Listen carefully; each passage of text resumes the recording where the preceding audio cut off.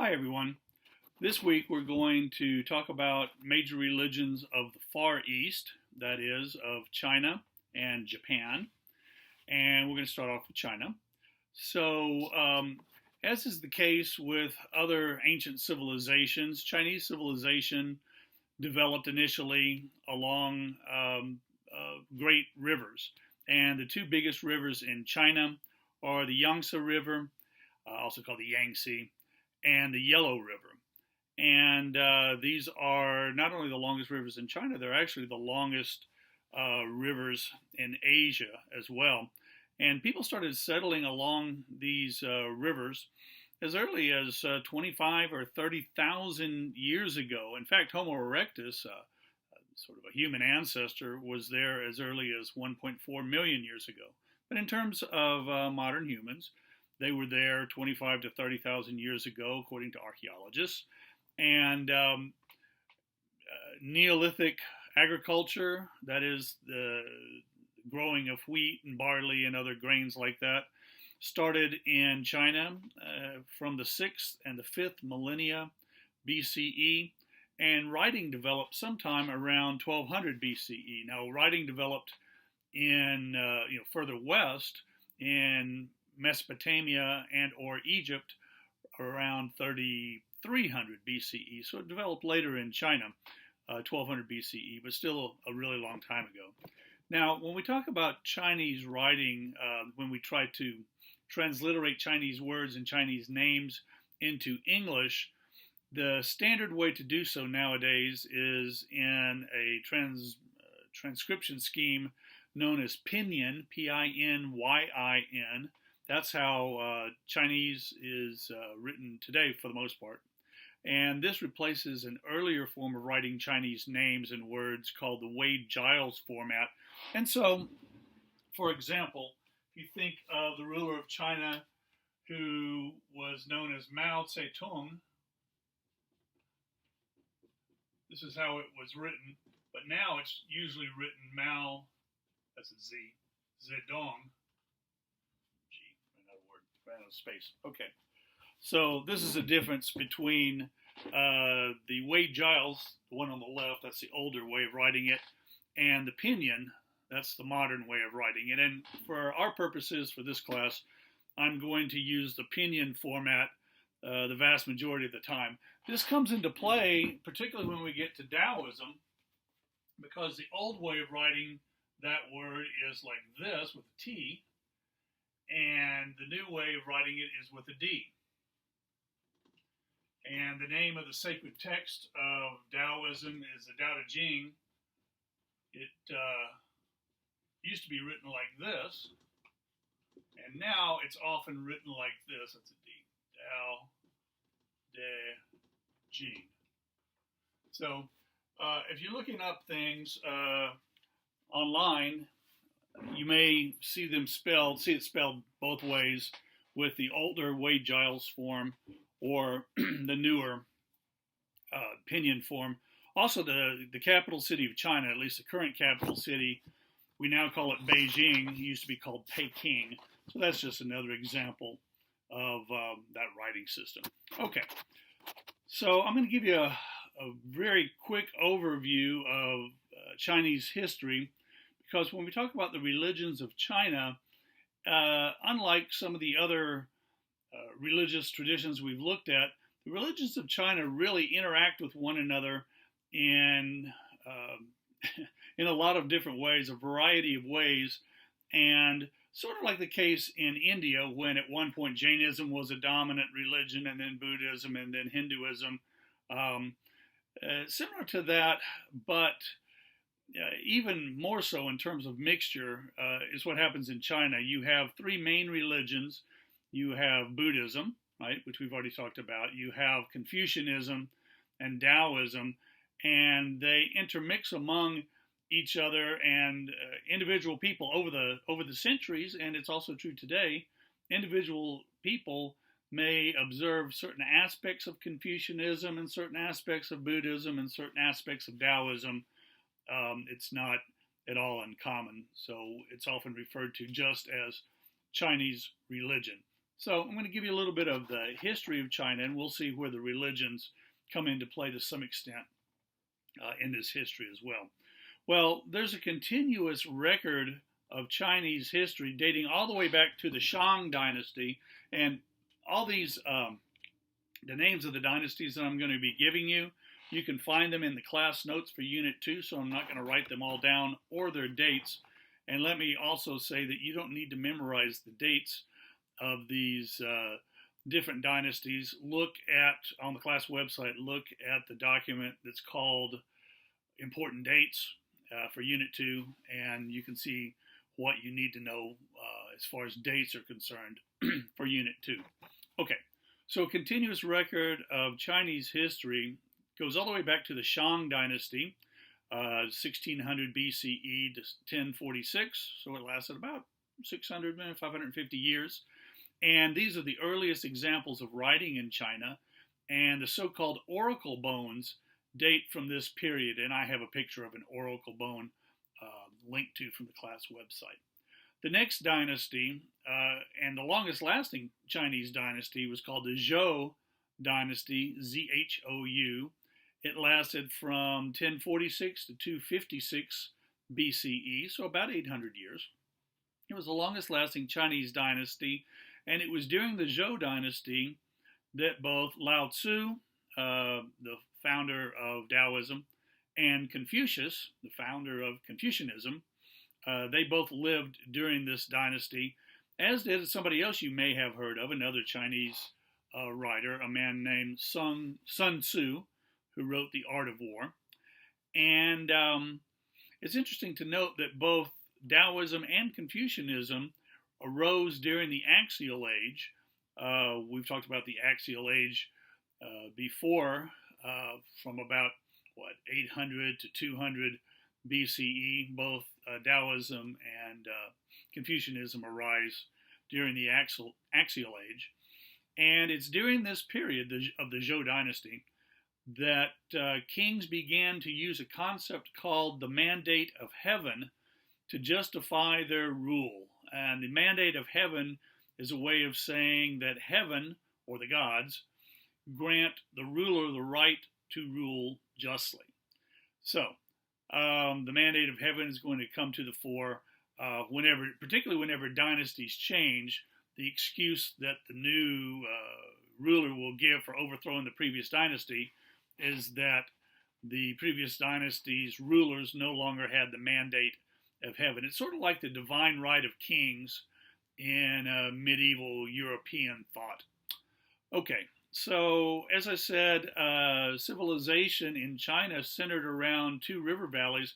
First of all, along the river, the Yellow River, but over time, during the Zhou Dynasty, the center of of power in the Chinese dynasty spread south to the Yangtze River.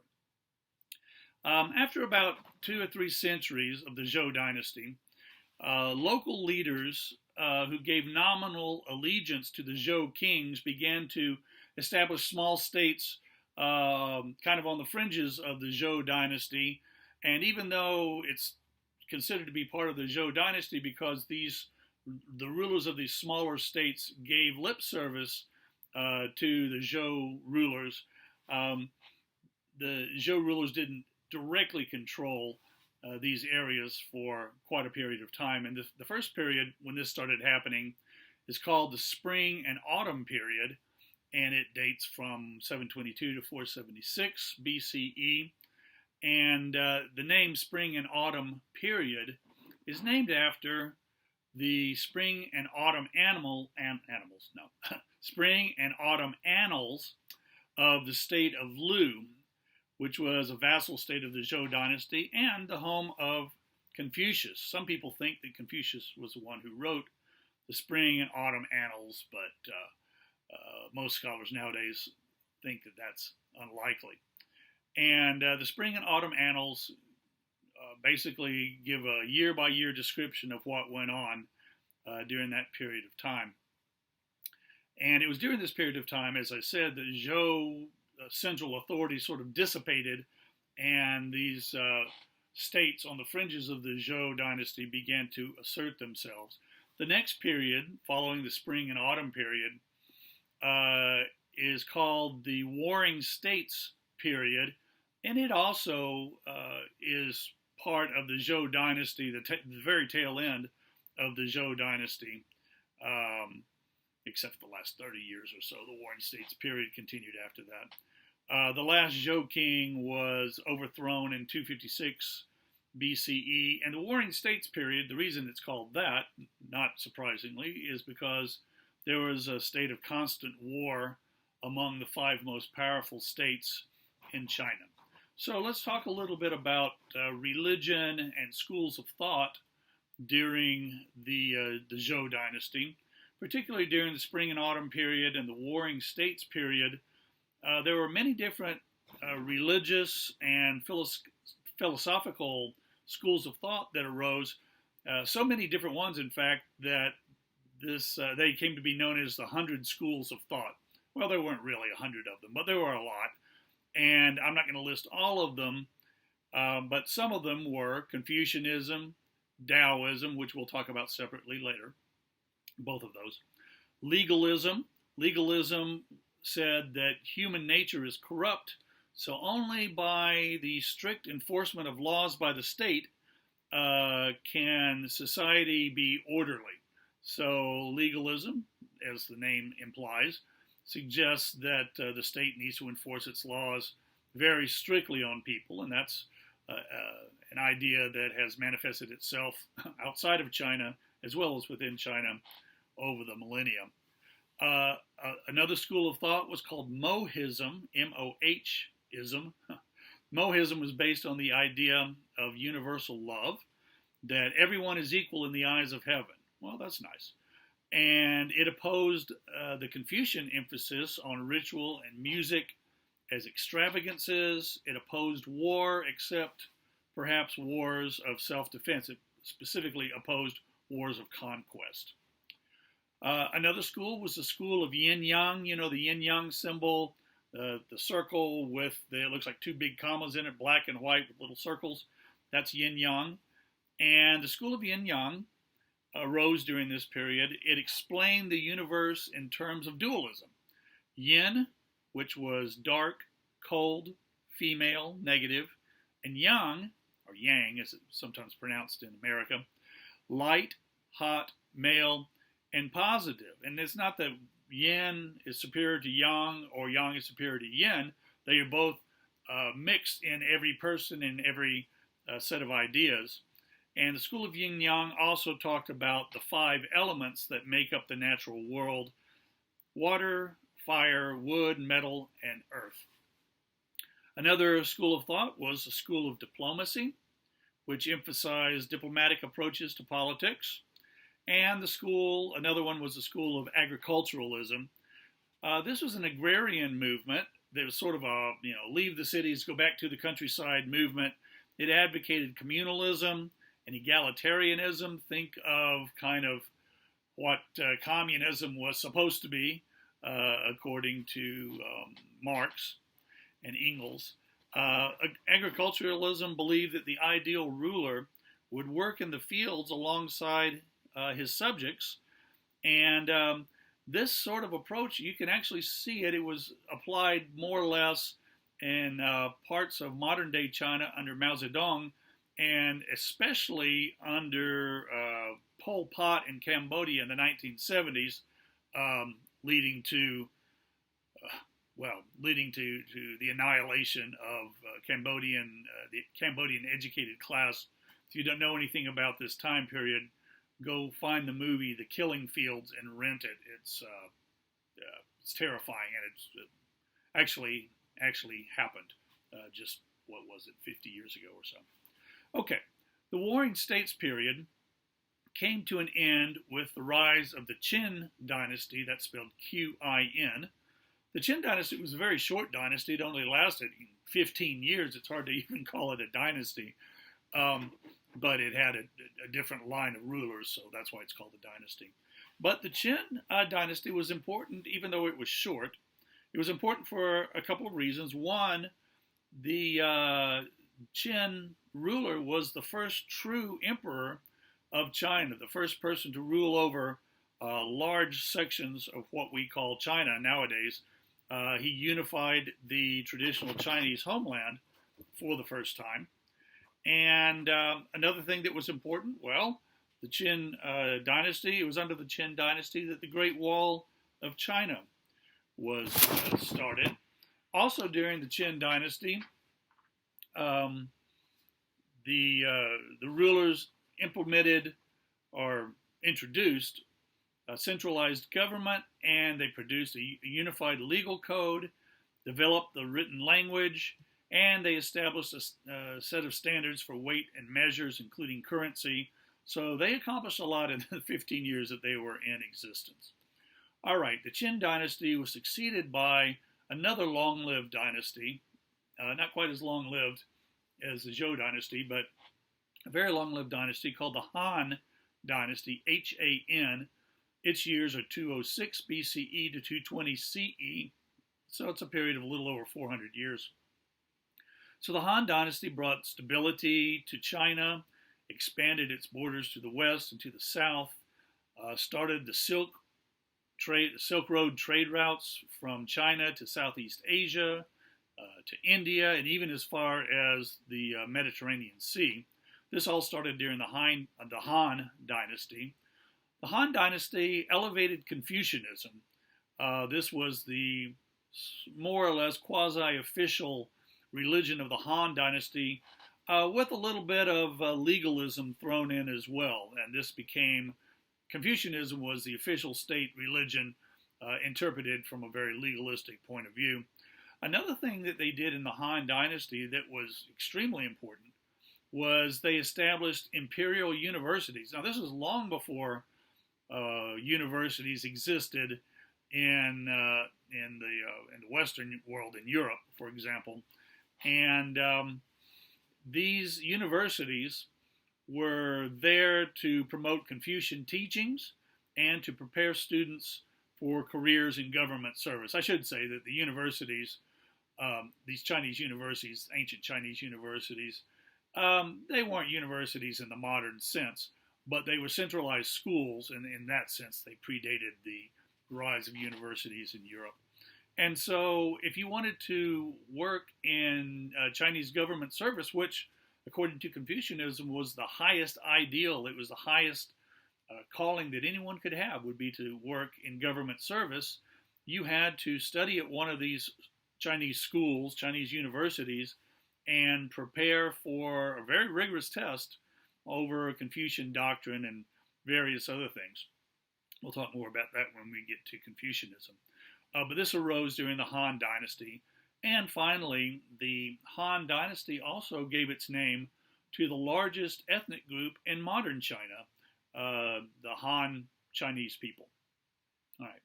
The next dynasty was the Tang Dynasty, T-A-N-G, like Tang. If you remember Tang, it's kind of a pseudo-orange or tangerine drink with powder. You mix it with water. Anyways, the Tang Dynasty saw China reach its greatest extent. Its years are 618 to 907, so about 300 years. China reached its greatest extent under the Tang Dynasty. It stretched from the Pacific Ocean to the Aral Sea in modern-day Russia, with a population of about 50 million people, and its capital, a city called Chang'an, was the largest city in the world at the time, with a population of about 1 million people. During the Tang Dynasty, Confucianism was replaced with Buddhism to become the dominant religion among common people. It doesn't mean that it was the official religion, but it became the most common religion among ordinary people. The Tang Dynasty was succeeded by the Yuan Dynasty, 1271 to 1368. I should say that I'm not including every single dynasty along the way, just the ones that are important. The Yuan Dynasty was established by a Mongol ruler, so he wasn't ethnic Chinese, he was a Mongol. You may have heard of his name, Kublai Khan. He was the grandson of Genghis Khan. And it was when Marco Polo visited China and stayed there for a few years, he served in the court of Kublai Khan. So it was during the Yuan Dynasty that Marco Polo traveled from Italy all the way to Cathay, or as China was called at the time. Kublai Khan, even though he wasn't Chinese himself, he set up his court in imitation of other Chinese imperial dynasties, and the Yuan Dynasty was the first to rule from the capital city of Beijing. During the Yuan Dynasty, late in the Yuan Dynasty in the 14th century, about 30% of the Chinese population was killed by the Black Death, the bubonic plague, and ships traveling from China to the Middle East and eventually making it as far as Europe. They carried the Black Death to Europe, to Italian ports, starting in Italian ports in the year 1348, and something like 30 to 40% of Europeans died of the Black Death in the ensuing years. All right, I'll mention the Ming Dynasty, 1368 to 1644. The Ming Dynasty was an authentic Chinese dynasty. They got rid of their Mongol rulers. And during the Ming Dynasty, there was a rise in Neo-Confucianism and also an increase in isolationism, the idea that China is for Chinese only and we need to get rid of non-Chinese religion and non-Chinese people, and we shouldn't trade with non-Chinese people. We don't need anybody else. And so this is the Ming Dynasty. This was succeeded by the Qing Dynasty, Qing, 1644 to 1911. So you can see it comes down into pretty recent times. The Qing Dynasty was the second non-Han dynasty after the Yuan Dynasty. It was founded by a group of people called the Manchus of Manchuria in northern China. And during the Qing Dynasty, the religion that was promoted by the government was Confucianism.